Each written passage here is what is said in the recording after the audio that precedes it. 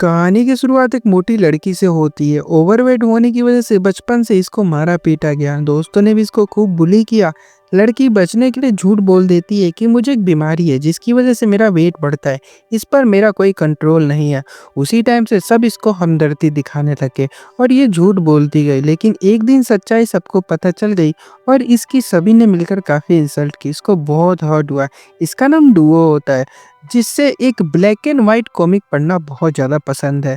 बहुत अच्छे-अच्छे कैरेक्टर्स होते हैं इसके अंदर और यही कॉमिक पढ़ते हुए ये बड़ी हुई है और इसके ऑथर का नाम ब्लैक है, जिसको ये हमेशा से थैंक यू करती आई है इसकी ज़िंदगी में इतने सारे बदलाव लाने के लिए। अब डुओ बड़ी होकर मेंशन मेडिकल यूनिवर्सिटी में आ गई होती है, जहाँ पर इसको एक लड़की दिखती है। कुछ लोग उसको बुली कर रहे होते हैं। डुओ जाकर अपनी पुरानी फ्रेंड बताकर इसको यहाँ से बचा कर ले आती। इस लड़की का नाम याओ होता है और किस्मत से ये इसकी रूममेट निकलती है। याओ खुशी से इसको चॉकलेट देती है और डुओ बहुत खुश हो जाती है, क्योंकि कभी भी इसका दोस्त नहीं बना और ना ही किसी ने इसको कभी चॉकलेट दिया था। मोटापे की वजह से हमेशा इसका मजाक बनाया गया था। तभी याओ डुओ के पास ब्लैक की बुक देख लेती है और कहने लग जाती है कि स्टूडेंट्स के भी र्यूमर है कि ब्लैक इसी यूनिवर्सिटी में पढ़ता है, लेकिन फेक नेम से। किसी को नहीं पता कि उसकी आइडेंटिटी क्या है। लेकिन डुओ ने कहा कि अगर ऐसा है तो मैं उसको खोजने की पूरी कोशिश करूंगी। दूसरे सीन में हम ईशान चे पब्लिशिंग हाउस को देखते हैं, जिसकी मैनेजर फैन होती हैं और आज ब्लैक पर चिल्ला रही होती हैं कि तुम्हारे पेज पर इतने ज़्यादा नेगेटिव कमेंट्स क्यों हैं, तुमने कॉमिक लिखना क्यों बंद कर दिया। ब्लैक का रियल नाम चैन होता है और ये यूसी यूनिवर्सिटी का स्टूडेंट है। अगर तुमने जल्दी कोई न्यू बुक नहीं लिखी तो हमें मजबूरन एआई से बुक लिखवानी पड़ेगी। चैन को काफ़ी गंदा लगता है। ये मुझे एआई जो इमोशनलेस मशीन है उससे कंपेयर कर रहे हैं, इसलिए बाहर आ गया होता है। तो इसको डुआ मिलती है और कहती है कि मैं ब्लैक की असिस्टेंट हूँ, तो क्या तुम मुझे बता सकते हो कि चीफ एडिटर कहाँ पर मिलेंगे। चैन समझ गया होता है कि ये झूठी है, ये मेरी असिस्टेंट नहीं है और चुपचाप यहाँ से चला जाता है। डुओ स्टाफ से पूछने वाली थी, तभी एक बाव नाम का स्टाफ आकर ब्लैक से मिलने की जिद कर रहा होता है और अंदर चला जाता है। डुओ चुपके से देखती है तो वो अंदर मैनेजर से बातें कर रहा होता है। बाव ने सर के ऊपर ऑल का मास्क भी पहना। इसे देखकर डुओ को लगता है कि बाव ही ब्लैक है। अगले सीन में डुओ फिर बीच पर आ गई होती है, जहाँ इसको चैन फिर से दिखाई देता है। उसके पास जाकर कहती है कि तुम दुखी क्यों बैठे हो, तुम्हें भी ब्लैक से मिलना था क्या, तुम्हें मिलने नहीं दिया गया। तुम भी स्टोरी लिखते हो, हिम्मत मत हारो, तुम्हारी स्टोरी भी एक दिन पॉपुलर होगी। ब्लैक कोई देख लो, उसको 41 स्टोरीज लगी थी पॉपुलर होने के लिए। मैं उसकी असिस्टेंट हूँ। चैन इसको फ्रॉड बोलने लग गया, जिससे डुओ गुस्से में उठकर यहाँ से चली जाती है और चैन इसका स्केच बनाकर उस पर लायर लिख देता है। अगले सीन में हम डोमेट्री में देखते हैं डुओ की थर्ड रूममेट हेरी होती है, जो फोन पर बाव से बात कर रही है। डुओ बोलती है बाव मेरे फेवरेट राइटर है, मैं उनकी बहुत बड़ी फैन हूँ। हेरी बोलती है कि बाव तो स्टूडेंट काउंसिल के वाइस प्रेसिडेंट है। डुओ बहुत खुश हो जाती है ये सुनकर। अगले दिन कैंपस में फेस्टिवल लगा होता है सभी फ्रेशर्स बच्चों के लिए। डुओ और याओ कॉमिक बुक क्लब खोज रही होती है। एक स्टाफ बताती है कि कॉमिक बुक क्लब तो अब बंद होने वाला है, इसलिए डुओ कॉमिक बुक क्लब में जाती है, जहाँ इसको वहीं बैड गाय दिखाई देता है, जो इसको बचपन में बुली किया करता था। ये बॉक्सिंग क्लब का हेड है और इसका नाम इवान होता है और यह कॉमिक क्लब को अपने अंडर कंट्रोल करने आया हुआ है, अपने कब्जे में करना चाहता है। बाव ने कहा कि तुम्हें यूथ यूनियन ऑफिस से परमिशन लेनी पड़ेगी इस काम के लिए। इतने में कॉमिक बुक क्लब मेंबर यान सामने आकर कहता है कि चेन को स्पॉन्सरशिप मिलने वाली है, तो हम ये क्लब बंद नहीं करेंगे। इवान कहने लग गया कि क्या बकवास कर रहे हो, ऐसी फालतू कॉमिक्स कौन पढ़ता है और कौन सी कंपनी इस पर पैसा इन्वेस्ट करके स्पॉन्सरशिप देने को तैयार हुई है। चेन इतने में उठकर इससे लड़ाई करने लग गया। दोनों टीम्स में खूब लड़ाई हो गई होती है और डुओ अंदर आकर चेन की ड्राइंग उठा के देखती है और बोलती है सबको रोकते हुए कि मैं कॉमिक क्लब बंद नहीं होने दूंगी, क्योंकि मैं ब्लैक की असिस्टेंट हूँ और वो क्लब की हेल्प करने के लिए आने वाले हैं। इवान एंड मिनियंस यहाँ से चुपचाप चले जाते हैं। अगले सीन में हम फर्स्ट क्लास में देखते हैं आज टीचर चेन को बुलाते हैं और इसको टीचिंग असिस्टेंट बनाते हैं, जो बच्चों को साइकोलॉजी और चाइनीज मेडिसिन की जानकारी देगा। चैन ने डुओ को फोन में फोटो देखते हुए खड़ा कर दिया और पूछने लग गया कि क्या देख रही है, इस फोटो को देखकर बताओ कि तुम्हें क्या लगता है। डुओ बताती है कि इसका फेस रेड है ओवरवर्क की वजह से, डाइट भी ठीक नहीं है, ऊपर से स्ट्रांग है लेकिन अंदर से वीक है, इसको डाइट बैलेंस और रेस्ट की ज़रूरत है। याओ तो ये सुनकर काफ़ी इम्प्रेस हो गई होती है डुओ से। डुओ बताती है कि इसको बचपन से मेडिसिन में काफ़ी इंटरेस्ट है और ट्रेडिशनल मेडिसिन की स्टडी इसने बचपन से शुरू कर दी थी और अभी इसकी वीडियो बनाकर किसी ने अपलोड कर दी, जो कि पूरे स्कूल फॉर्म पर काफ़ी पॉपुलर हो गई होती है। क्लास के बाद डुओ साइकोलॉजी रूम में आती है ब्लैक से मिलने के लिए, यानी कि बाओ से। लेकिन यहाँ पर चैन मिलता है, जिसने कहा कि बाओ यहाँ पर नहीं है, इसलिए डुओ यहाँ से जाने लगी। लेकिन तभी उसको स्काई सामने दिखा और कहने लगे कि ब्लैक के कॉमिक में भी सेम ऐसा स्काई दिखता है। चैन डुओ को फिर अपने साथ कहीं पर इनवाइट करता है। इसको याद है कि ये झूठ बहुत बोलती है कि ये मेरी असिस्टेंट है, लेकिन ऐसा तो कुछ है ही नहीं। इसलिए इसको लाइट टेस्ट करने के लिए लेकर आता है और उसको मशीन पर लिटाकर कहता है कि जो मैं पूछूंगा उसका तुम्हें जवाब देना होगा। सबसे पहले पर्सनल इंफॉर्मेशन पूछता है, जैसे कि तुमने बहुत बार झूठ बोला है, तुमने झूठ बोलना कब शुरू किया था। डुओ का हार्ट रेट बहुत ही फास्ट हो गया होता है। फिर चेन पूछता है, तुमने झूठ बोलना कब छोड़ा था। डुओ बताती है, ब्लैक के कॉमिक को पढ़ने के बाद उससे मुझे पॉजिटिव एनर्जी मिलती है। चेन ने कहा, ब्लैक अब पॉपुलर नहीं है, वो तो बहुत साल पहले पॉपुलर था। डुओ बोलती है, तो क्या हो गया, अप एंड डाउन तो लगा रहता है, जल्दी ब्लैक का कमबैक हो जाएगा, मैं उसको सपोर्ट करती हूँ और वो मेरा फेवरेट है।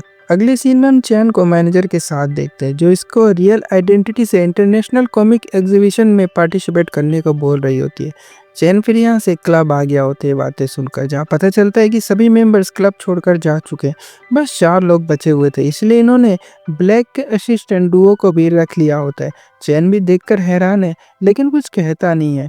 फिर यांग सभी को क्लब हिस्ट्री बताने लग जाता है। जब चैन ने क्लब ज्वाइन किया था तो ब्लैक के कॉमिक में मेडिकल की बातें लिखी जाने लग गई थी, जिससे सबको ये लगने लगा कि ब्लैक भी इसी यूनिवर्सिटी का स्टूडेंट है।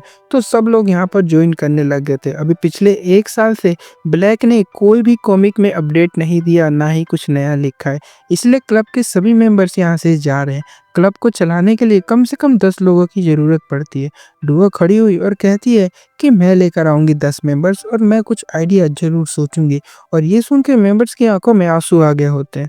डुओ बाओ से मिलती है और कहती है कि अगर आपको पता चले कि मैं ब्लैक की असिस्टेंट हूँ तो आप गुस्सा तो नहीं करोगे ना। बाओ ने कहा कि नहीं, तुम तो बस प्रॉब्लम सॉल्व कर रही हो, तो झूठ बोल सकती हो। डुओ फिर वहाँ से क्लब आ गई होती है और अपना प्लान डिस्कस करती है। हमें एक्सचेंज पार्टी रखनी चाहिए जहाँ पर सभी लोग आएंगे और हम उनको अपने क्लब के फ़ायदे बताकर उनको ज्वाइन करवाएंगे। यांग तो मना करने वाला था, लेकिन जब इसको पता चलता है कि याओ भी आने वाली है तो ये मान गया होता पार्टिसिपेट करने के लिए। पर चैन तो अभी भी मना कर रहा है, लेकिन सभी मेंबर्स उसकी कुर्सियां हिलाने लग जाते हैं तो ये भी मान गया होता है। अगले सीन में हमें बीच पर पार्टी दिखाई जाती है, जहाँ पर सभी मेंबर्स आए होते हैं और काफ़ी खुश है। यहीं पर सबके हाथों में एक बैंड बांधा गया होता है, जिसमें लाइट ब्लिंक करती है हार्ट रेट को मेज़र करके। जैसे ही अंधेरा होता है, यांग याओ को देखता है और उसकी लाइट काफ़ी तेज़ी से ब्लिंक करने लग जाती है। मतलब ये इसको काफ़ी मन ही मन में पसंद करता है और उसको मौका मिलने पर बातें भी किया करता है। दूसरी तरफ बाओ ने चैन से पूछा होता है कि तुमने रिसर्च प्रोजेक्ट खोजा या नहीं खोजा। इतने में डुओ आ गई होती है, जो एक बहुत सुंदर लग रही होती है और दोनों लड़के के होश उड़ गए होते हैं इसको देखकर। फिर सभी ड्रामा देखने जाते हैं, जो कि ड्रामा क्लब ने ऑर्गेनाइज किया है। हेरी भी होती है यहाँ पर डुओ की सीनियर और ड्रामा क्लब की मेंबर, और आज ये प्यार में धोखा खाई हुई लड़की का रोल कर रही है और इसकी नज़रें चैन पर ही आकर अटकी हुई है। लेकिन चैन तो डुओ को देख रहा होता है। हेरी को अच्छा नहीं लगता ये सब। एक्ट के बाद बाओ एक शो ऑर्गेनाइज करता है वाइब्रेशन सिग्नल का, जहाँ सबको अपना अपना चार्म शो करके लोगों को अट्रैक्ट करना होगा, उनसे सवाल जवाब करने होंगे। फिर डुओ खड़ी होती है और सबको बताती है कि मैं ब्लैक की असिस्टेंट हूँ और हमारा क्लब जो भी ज्वाइन करेगा उसको बहुत सारे बेनिफिट्स मिलेंगे। फिर बाओ के साथ बैठ गई होती है, बोलती है कि तुमने कभी किसी से प्यार किया है, तुम्हारा दिल धड़कता है किसी को देखकर।